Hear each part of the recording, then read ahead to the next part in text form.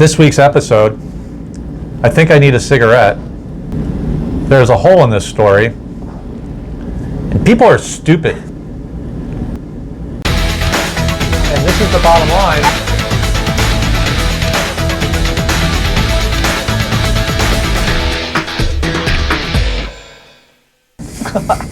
Hey everybody, I'm Doug. And I'm Christy. People are stupid. I know.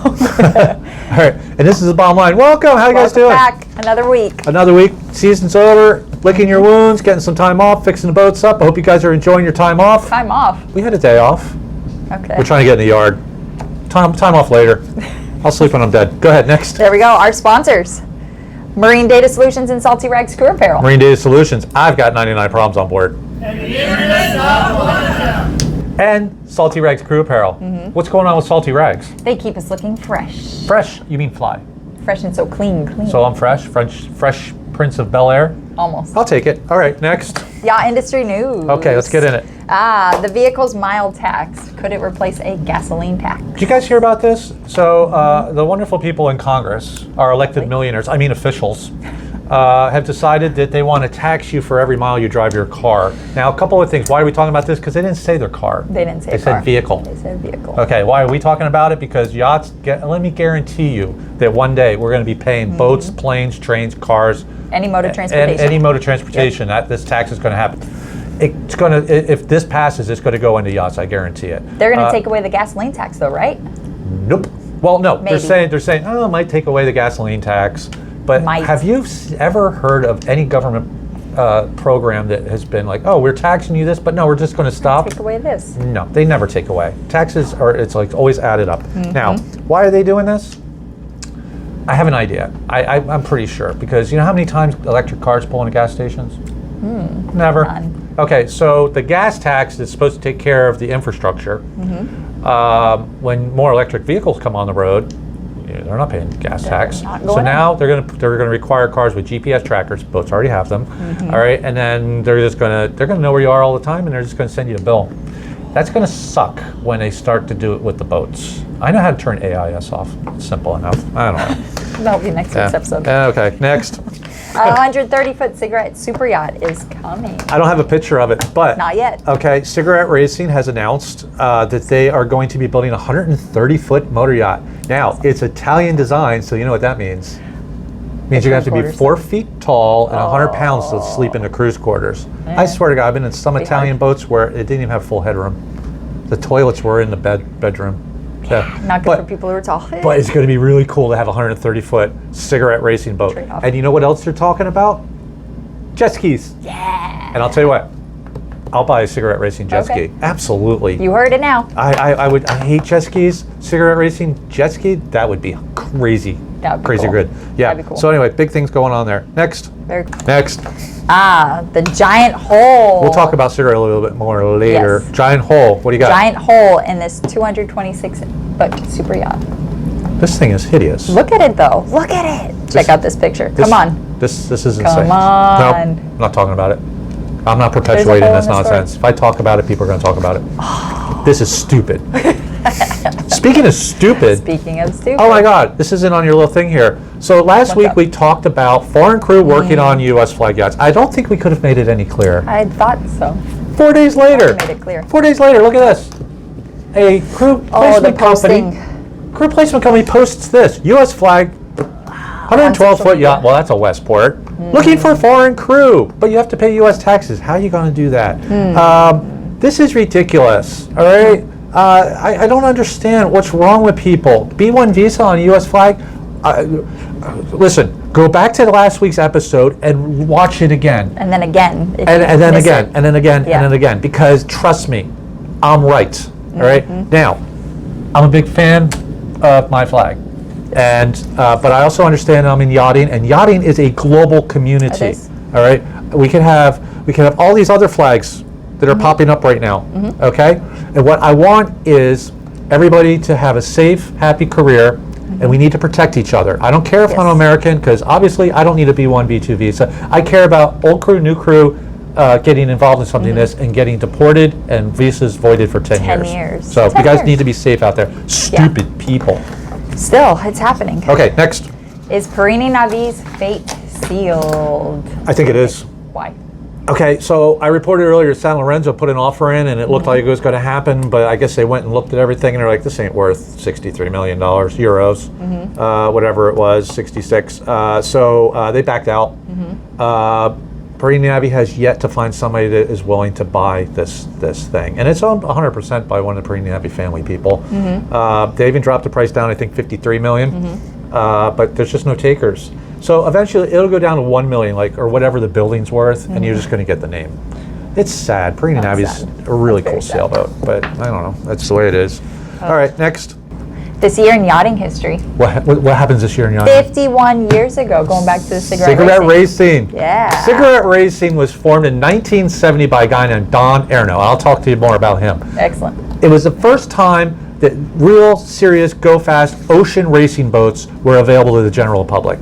Okay, and cigarette racing has had a huge history in offshore racing, providing everything that you get in ocean racing in a comfort level for private individuals. Some of them was the Prince of Monaco. There we He's go. bought several of them. Our president of the United States, George Bush, bought like 5. I mean, he was a big fan of cigarette racing boats. Yeah, matter of fact, I think when he got really old, he crashed one. It was okay. It wasn't a big deal. Anyway, this company has been going long and strong. It actually joined with Mercedes-Benz. Every year they get together with their AMG boat and AMG car.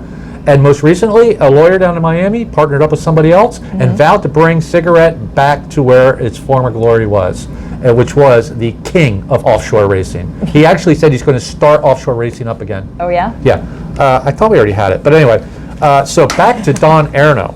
All right, Don Erno was this colorful little character who came down to Florida, and he started Donzi, Formula, then Cigarette. Okay. In 1969, he built a boat in a Miami to Nassau run. It averaged 60 miles an hour. It was the greatest thing ever. At the time. At the time. At the time. And then the next year he formed Cigarette Racing. All right. And then he capitalized on his race boat wins, and everybody wanted them. Like I said, George Bush wanted one, President Bush. Yeah, he also used sex to sell a little. I mean, it always does. She's cute. I'm sure that's his wife. Yeah, no, that's not his wife, but he's had several. So anyway, fast forward. So he sold it 3 years later. Then he bought it back. And in the meantime, he built Tempest, and then he built Arno, and then Squadron something. I can't remember the name. But he had his habit of I'm selling you this very profitable company, and they're like, everybody's like, yeah, great. And then he builds another one right next door. He built all the race boats on a thing called Thunderboat Alley, which was on 188th Street, and it was also famous for running drugs. These boats. Cigarette, everybody, do you know what cigarette means? Why he called it cigarette? What? It's not because you smoke. It's the cigarette boats go back to the 30s in rum running. They were long, thin, and fast, so everybody called them cigarette boats. Now, fast forward to the 70s, now instead of running rum, they're running drugs. Now, he would build all these boats for drug dealers. They'd come on with suitcases full of cash. One of his problems was he just liked money. So then the U.S. government came in, and he built these boats for customs. Okay, these were called covering both bases. Yeah, these were called Blue Thunder.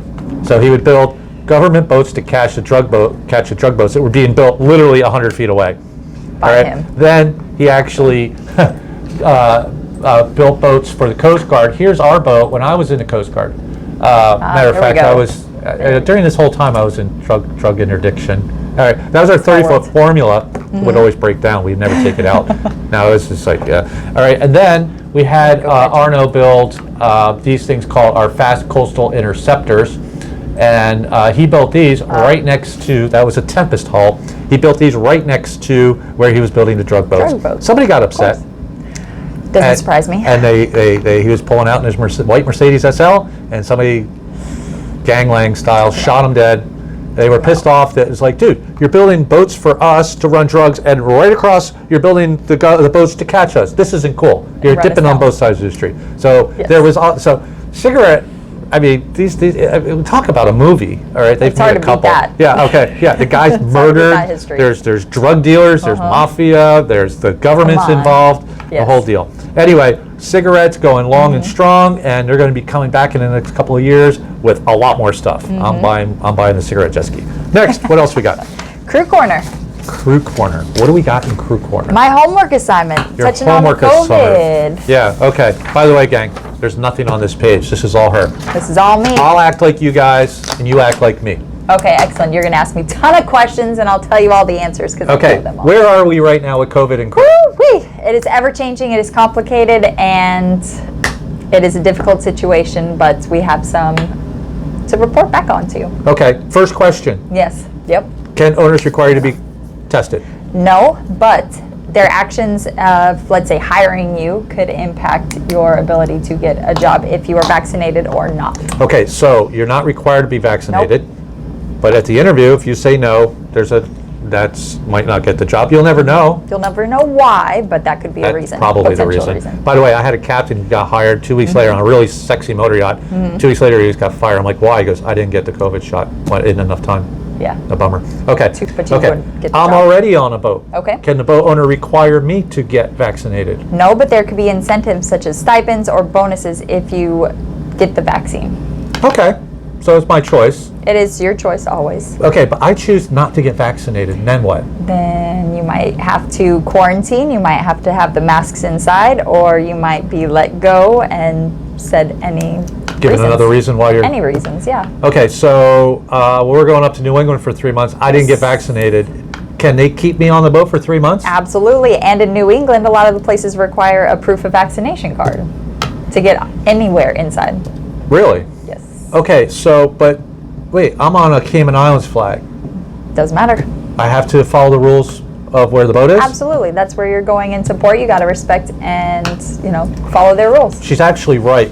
Cruise ships, tugboats, I'm right. Wait. tankers, when these guys report to work, they don't, like the boat pulls in, they're like, oh, let's go to the bar. They're on the boat for their whole hitch, 30 days, 45 days, whatever it is. Boat crew can be the same, yacht crew can be the same way. There's no law saying that you have to be allowed to get off the boat. You can go up to New England for 3 months and be stuck on the boat for 3 months. Yes. Right? Yes. Okay, that's one way around it. What about the Bahamas? The Bahamas are still requiring testing and proof of being negative if you're not vaccinated, which could very well impact if you're on a charter, let's say, and you have crew that is not vaccinated and you have to go out of your way to another island to get that test while you're there, which could change the path of the charter guests. That's not going to work It's because not gonna if you have to be in a certain place on charter to get crew checked for COVID, when charter guests are like, I don't want to be there, I want to be over here, they're going to go, I'm not paying That's for a today. Okay? Oh, but it might not just be one day. It could be 1 or 2 days to be tested and with the results. We actually pulled in once to get tested, and the nurse was like, we're too busy, try it back tomorrow. That's not Then- good. No. This is total fluid motion. We don't have the answers, or she doesn't have the answers. Nobody does. I do know this, that the cruise ships required a crew to be vaccinated, and our governor in Florida sued them, saying you can't do that, but the cruise ships won. But I think, what is the best advice you have for someone who wants to be in yachting right now? You can't, obviously, I'm not going to say that you have to get vaccinated, but if you want a job on a yacht, I would highly recommend getting vaccinated because it will impact the program and you're more likely to be hired actually to a program or a yacht if you are vaccinated. But you have to follow your own. That's it, gang. Rules. It's either that or during an interview, if you are like, I am not getting vaccinated, I am totally Your choice. against it, Yep. but here's what I'm willing to do. When we're deployed, when the boat's operational or moving around somewhere, I'll just stay on board. There you go. I'll just quarantine. Yep. All right, it's going to really affect your could. social life, but let's face it, when you're out in charter and with the owners, you're not getting off the boat a lot anyway. So, But if that's something you want and you don't want to get the vaccine, that is definitely a way around it. yeah, it's a mess. It is It's a a mess. total mess. It's a mess. The government doesn't know what's going on. Fauci flip-flops every other. I mean, he's a good Everyone doctor, is. I'm sure, but Everyone. but nobody knows. I No. just hope that we don't go through this again. Phase 2 coming up this winter. It's going to be a nightmare. Boat show's coming up. A lot of cool things are happening, and we'll see you next week. I'm Doug, And I'm Christy. and that's the bottom line. Adios. Amigos, you want to do this?